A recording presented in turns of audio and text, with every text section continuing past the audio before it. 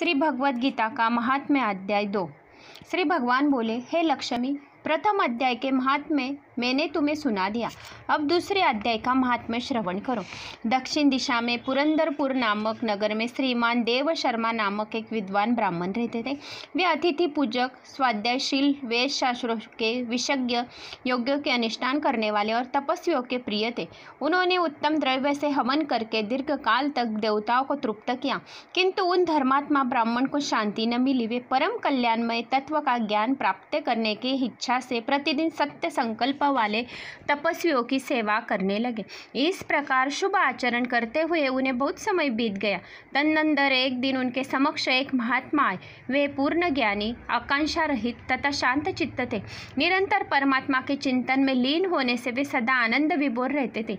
देव शर्मा ने उन महात्मा का भाव से प्रणाम किया और पूछा, हे महात्मे, मुझे शांतिमय स्थिति कैसे प्राप्त होगी? तब उन आत्मज्ञानी संत ने देव शर्मा को सोपर ग्राम के निवासी बकरियों का चरवाह मित्रवान का परिचय दिया और कहा कि वही तुम्हें उपदेश देगा। यह सुनकर देव शर्मा का बड़ा आश्चर्य हुआ। एक चरवाह और आत्मज्ञान के विषय में मैं कैसे उपदेश दे सकता है? पर यह तो संत का वचन था, वह गलत राह या गलत मनुष्य नहीं बता सकते। देव शर्मा ने महात्मा को प्रणाम किया और सोपुर ग्राम चला गया। वहां पहुंचकर उसमें उत्तर भाग में एक विशाल वन उसने देखा। उस वन में नदी के किनारे एक शिला पर मित्रवान बैठा था। वह बड़ा प्रसन्न था। वह स्थान आपस का स्वाभाविक बैर छोड़कर एकत्रित हुआ, परस्पर विरुद्ध की पक्षियों से घिरा था। मृगों के झुंड शांत भाव से बैठे थे और मित्रवान दया भरी हुई आनंदमयी मनोहारिणी दृष्टि से पृथ्वी पर मानो अमृत छिड़क रहा हो। वे उत्सुक होकर बड़ी विनय के साथ मित्रवान के पास गए। मित्रवान ने अपने मस्तक पर नवाकर देव शर्मा का सत्कार किया। तदनंतर विद्वान देव शर्मा अनन्य चित्त से मित्रवान के सत्कार किया। तदनंतर विद्वान देव शर्मा अनन्य चित्त से मित्रवान के समीप गए और जब उसने ध्यान का समय समाप्त हो गया, उस समय उन्होंने अपने मन की बात पूछी। हे महाभाग, मैं आत्मा का ज्ञान प्राप्त करना चाहता हूँ। मेरे इस इच्छा की पूर्ति के लिए मुझे ऐसा उपाय का उपदेश कीजिए जिससे द्वारा शांतमयी स्थिति प्राप्त हो। देव शर्मा की बात सुनकर मित्रवान ने एक क्षण तक कुछ विचार किया।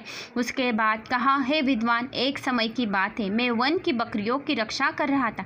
इतने में ही एक भयंकर शेर पर मेरी दृष्टि पड़ी। मैं मृत्यु से डरता था, इसलिए बकरियों के झुंड को आगे करके वहां से भाग चला, किंतु एक बकरी तुरंत ही निर्भय होकर नदी के किनारे उस शेर के पास बेरोक टोक चली गई और बोली, हे शेर, तुम मेरे शरीर से मांस निकालकर प्रेम पूर्वक खाओ। शेर बोला, हे बकरी, इस स्थान पर आते ही मेरे मन से द्वेष निकल गया, भूख प्यास सी मिट गई, इसलिए पास आने पर भी अब मैं तुझे नहीं खाना चाहता। बकरी बोली, न जाने मैंने कैसे निर्भय हो गई हूँ, इसमें क्या कारण हो सकता है? यदि तुम जानते हो तो बताओ। यह सुनकर शेर ने कहा, मैं भी नहीं जानता, चलो तुम्हारे चरवाह से पूछ सकते हैं।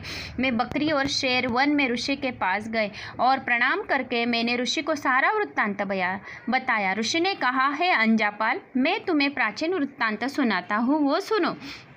वे दोनों मेरे पास आए। उन दोनों का स्वभाव में यह विचित्र परिवर्तन देखकर मैं विस्मय में पड़ा था। उन्होंने मुझे आकर यही प्रश्न किया। मैंने कहा, चलो इस वन में एक ऋषि रहते, उसे पूछे। मैं बकरी और शेर वन में ऋषि के पास आए और प्रणाम कर मैंने ऋषि को सारा वृत्तांत बताया। हे विप्रवर, मेरे पूछने पर ऋषि ने कहा, हे आजापाल, सुनो, इस विषय में मैं तुम्हें प्राचीन वृत्तांत सुनाता हूँ। यह सामने वन है और भीतर बहुत बड़ा मंदिर है। इसमें ब्रह्मा जी का स्थापित किया हुआ एक शिव लिंग है। पूर्व काल में यहाँ सुकर्मा नामक महात्मा रहते थे। वे इस मंदिर में शिव उपासना करते थे। बहुत समय के बाद उनके यहाँ किसी अतिथि आए थे। सुकर्मा ने भोजन के लिए फल लाकर अतिथि को अर्पण किया और कहा, हे महात्मा, मैं केवल तत्व ज्ञान की इच्छा से भगवान शिव की आराधना करता हूँ। आज इस आराधना का फल मुझे मिल गया, क्योंकि इस समय आप जैसे महात्मा ने मुझ पर अनुग्रह किया है। सुकर्मा के यह मधुर वचन सुनकर महात्मा अतिथि को बड़ी प्रसन्नता हुई। उन्होंने एक शिलाखंड पर गीता का दूसरा अध्याय लिख दिया और सुकर्मा को उस पाठ को एवं अभ्यास के लिए आज्ञा देते हुए कहा, हे ब्राह्मण, तो इससे तुम्हारा आत्मज्ञान संबंधी मनोरथ पूर्ण हो जाएगा। ऐसा कहकर वे तपस्वी सुकर्मा के सामने ही अंतर्धान हो गए। सुकर्मा विस्मित होकर उनके आदेश के अनुसार निरंतर गीता का द्वितीय अध्याय का अभ्यास करने लगा। दीर्घ काल के पश्चात अंतकरण शुद्ध होकर उन्हें आत्मज्ञान की प्राप्ति हुई। फिर वे जहाँ जहाँ गए हैं वहाँ का तपोवन शांत हो गए। उनमें शीत, उष्ण और राग, द्वेष क्लेश आदि की बाधाएं दूर हो गई। इतना ही नहीं, उन स्थानों में भूख प्यास का कष्ट भी जाता रहता था। इतना ही नहीं, अभयता भी जाती रहती थी, यह सब, और दरिद्रता भी जाती रहती थी। यह सब द्वितीय अध्याय का जप करने वाले सुकर्मा ब्राह्मण की तपस्या का ही प्रभाव था। हे मित्रमान, मैं कहता हूँ कि ऋषिकेश कहने पर मैं प्रसन्नतापूर्वक बकरी और शेर के साथ उस मंदिर की ओर गया।